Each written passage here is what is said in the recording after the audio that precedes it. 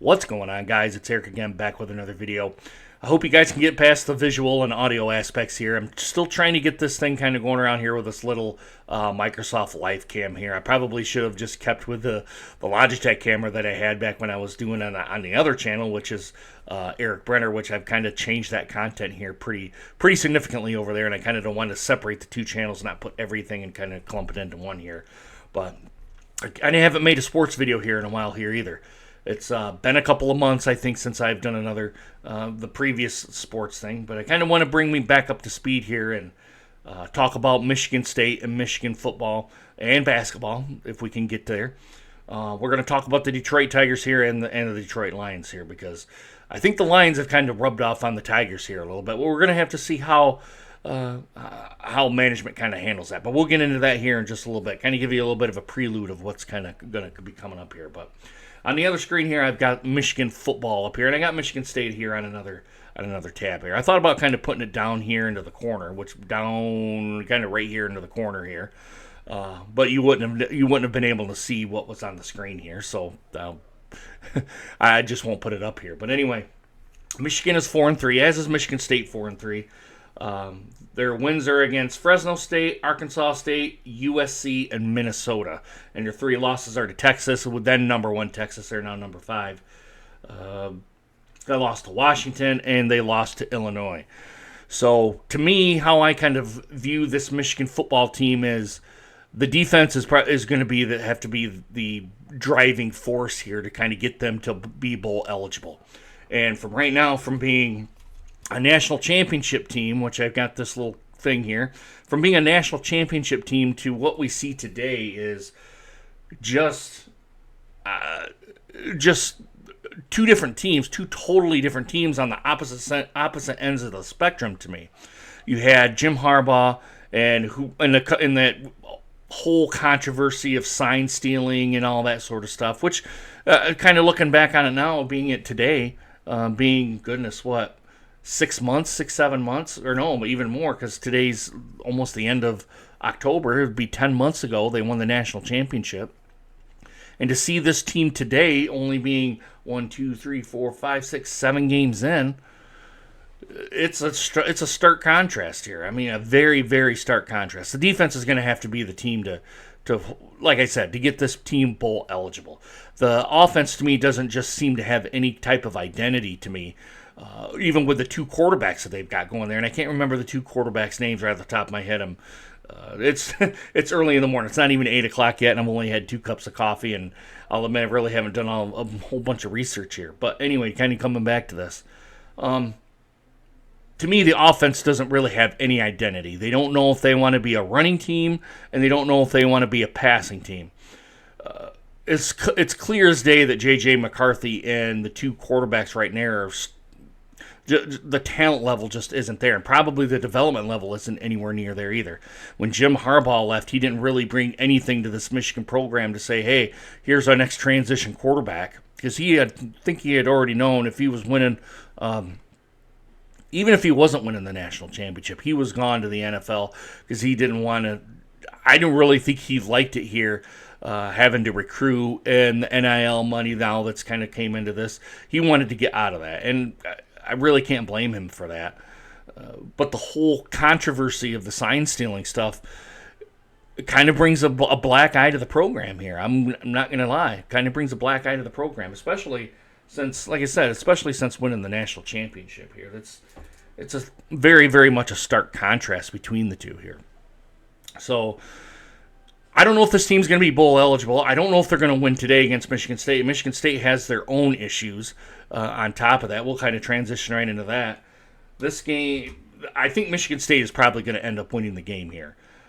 They're also 4-3. Their wins are against Florida Atlantic, Prairie View A&M, I don't even know who Prairie View A&M is. Goodness, who else did they win against? They won against Iowa, and there's one more that they had. Oh, excuse me, and Maryland is the other team that they won against, 27-24, which I really haven't watched a whole lot of Michigan State football, I'll admit. I've watched a little bit more of Michigan, but not by much. I would probably even put them comparing right there. But I think Michigan State is the better team and the team that's is ascending while Michigan is descending here. We all know about Mel Tucker and the whole controversy about that with the lady that was supposed to be doing the sexual misconduct stuff and teaching the players, and then ended up coming out that Mel Tucker was doing the same thing that he had told the team and to ask the lady to come do. He just did that same thing apparently. Now it's still got to go all through the courts and all that system, but they've got a new quarterback not a quarterback, their new head coach. They got him from Oregon State, and I can't remember his name. Like I said, I haven't really done a whole lot of research on here. I probably should have done it before I got it going here. But anyway, that kind of team seems to be ascending here. Now, as I roll through this list here, the names aren't that big. There's no big name team here other than Oregon, which they got lambasted 31-10 here against Oregon. I didn't even watch that game because I already knew who was going to lose that game. But regardless of the fact, I think Michigan State is probably the better in-state team of the two Big Ten teams that are here. They just seem to be, they seem to kind of be gaining a little bit of traction here. Excuse me. While Michigan is kind of spinning their wheels here. Edwards from Michigan, he can't do it all. He needs, again, he was the guy to say, hey, this year is your year, your breakout year. But without any offensive line or anything like that, Edwards is, it's probably going to be pushed to the back, and I don't even know if he'll be a late, probably third-day pick in the NFL, if not an undrafted one. But I don't want to kind of come back over here into Michigan. Michigan State is probably right at the same point in Michigan is here. They seem to have somewhat of an identity. They seem to kind of want to mix the pass and the run. While Michigan can't run or can't pass the ball. They have flashes that they can do it, but they just can't. While Michigan State has flashes of that too, but they kind of seem to be more ingrained to that. That's what they want to do. They want to do that, kind of pound the football and then do a play action pass, and they go right over the top of you. And it seems like that to me. At least Michigan State is.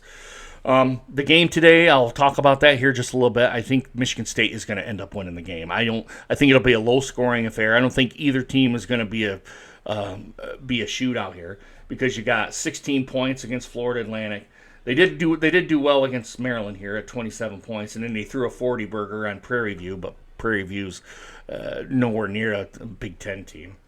And then they do 10 points against Oregon, 7 against Ohio State, and 19 against Boston College. And then they scored 32 against Iowa in a win against Iowa, which I was quite surprised that they won at Iowa, or not at Iowa, against Iowa. I was thinking Iowa was probably gonna can take him to the tool shed a little bit, and that didn't happen. But again, today 7:30, it's a late game. Michigan, I think, is going to lose here. I don't know what the score is going to be. It's probably going to be. I'm going to do 17-10. Is probably going to be the score here at Michigan Stadium. Michigan, to me, is just they got a lot of problems they got to figure out, and Sharon Moore's got a lot of work to do.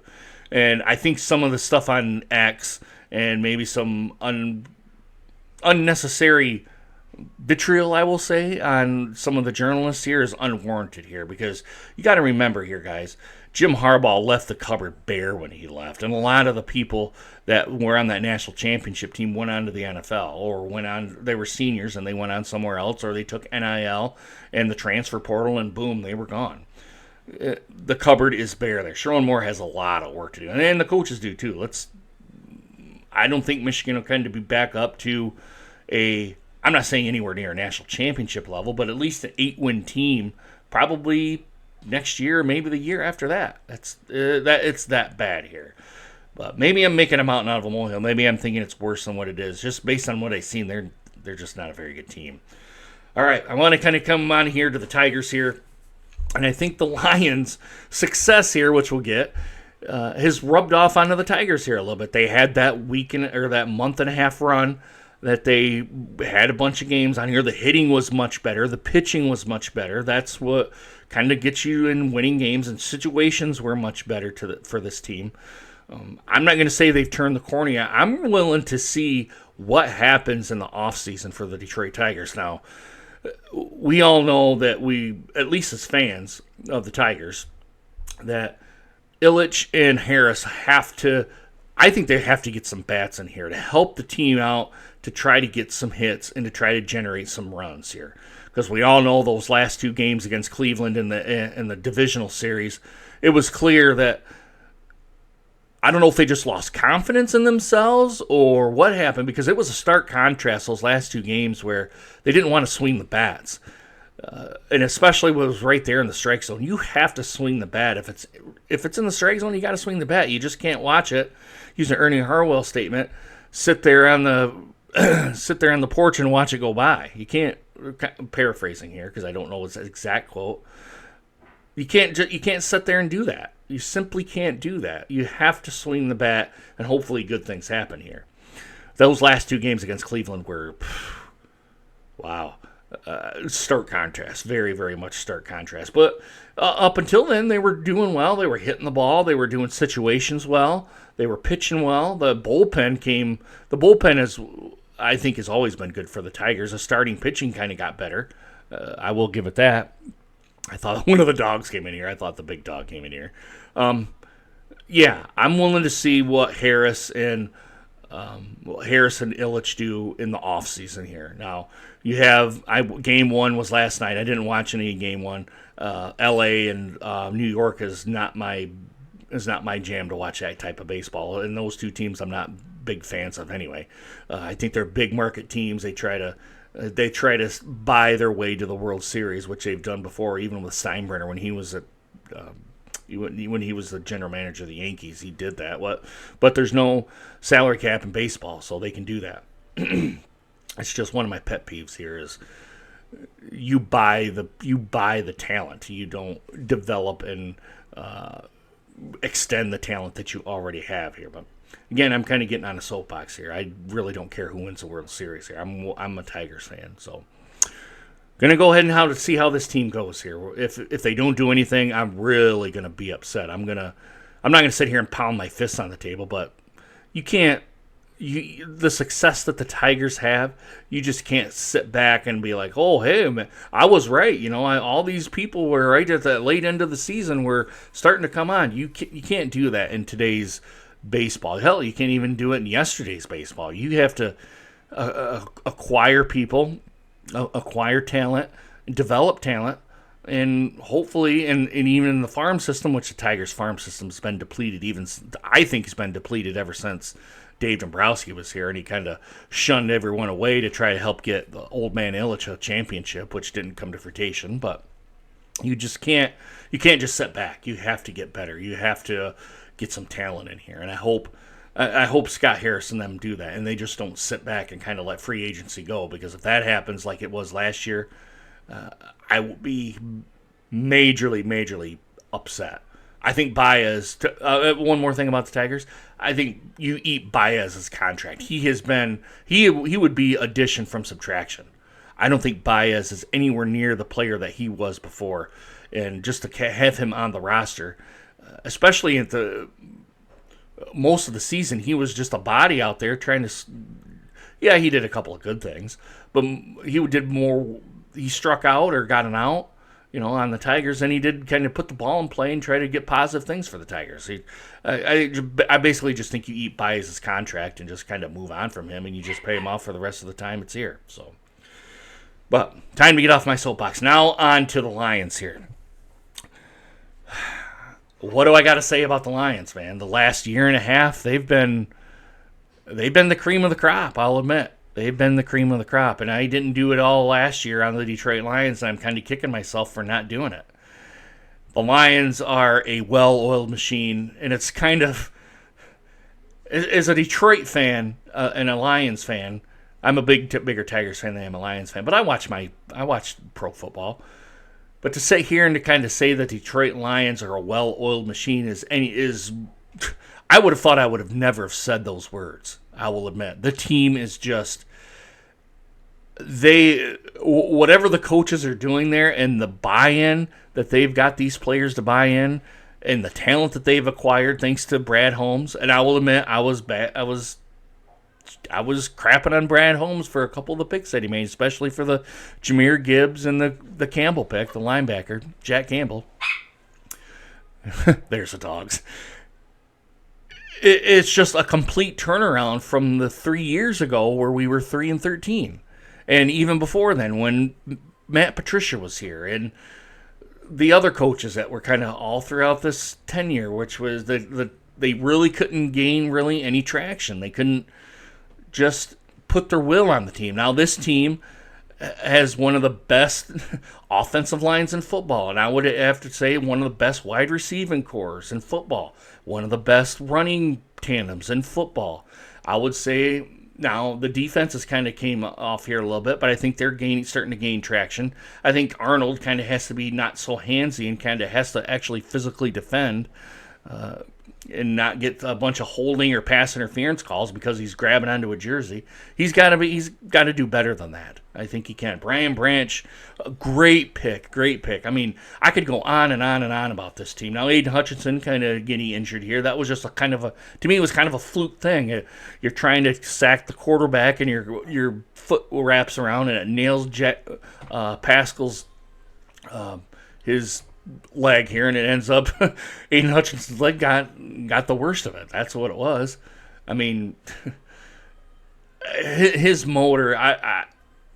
When we first got him, I was like, okay, took him second overall. Everyone's kind of big on him, but let's see what he'll do kind of coming out from Michigan and then coming over to here. And it's been an eye-opening experience to me. He's been the cream of the crop for this team and a great leader for this team to try, and a complete buy-in from Dan Campbell and Aaron Glenn and the defensive coaches over there. They've just been the Lions are the cream of the crop. They're the best, one of the best teams in football, if not the best teams. Probably right there, probably with the Ravens.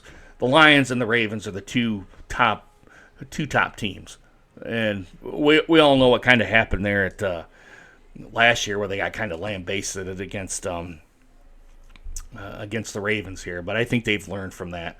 And obviously they've learned from that. They're 5-1. They're top of the division. They're just rolling. They are just rolling along here. And the whole NFC North is kind of rolling here. I didn't think that Caleb Williams in Chicago would be the way he is, or Sam Darnold at Minnesota, or Jordan Love at Green Bay. I mean, the division's tough this year, but I think the Lions are just a step ahead of everybody else in the division. It's the black and blue division for a reason. You're going to get pounded on in this division, and you're going to get pounded on outside of the division too, where they're going to say, it's kind of like I said a couple previous videos before, hey, the Detroit Lions, we don't think we're good, we know we're good. That's the thing. They know they're good, and they're just going to pound you and pound you and pound you, and then go right over the top with St. Brown and Williams, who has a 2-game suspension. But that's 2-game suspension, I think, it'll be done and over with soon, especially with the two teams, the Titans, and I can't remember who else we play, which is I can't even remember. It's a team that I don't really think is we need Jameson Williams for, so... It is what it is here, guys. Anyway, I think the Lions are going to just take the Tennessee Titans to town. They're a 1-5. They're not a very good team, especially with no Derrick Henry. They're struggling, and they're going to struggle again today or Sunday against the Lions. I don't know what the score will be, but they're just going to struggle. So, all right, guys, I've been on here for goodness 20 minutes. Trying to get myself back into the groove here. Let me know what you guys think down in the comments. If you guys have made it all the way to the end of this video, at least that's what it says here, going on 21 minutes now, just put kind of hashtag something. At least I know that you guys have made it all the way to the end of the video. I want to get going back to this making YouTube videos for the sports content. The wife right back here, she's giving me the green light to do it.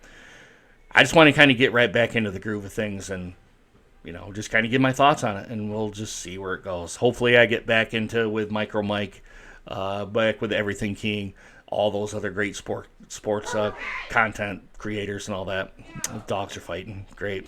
Sorry about that, guys. I had to lay the law down on the dogs here. But anyway, give it a thumbs up if you like this video. Give it a thumbs down if you do not. Also, guys, hit that subscribe button and the bell notification so you guys get more videos just like this one, and you'll get notifications on your phone when a new video comes out, all right? Guys, I really hope you guys enjoyed this video. Hope to see you guys again soon. Deuces. Take care, guys.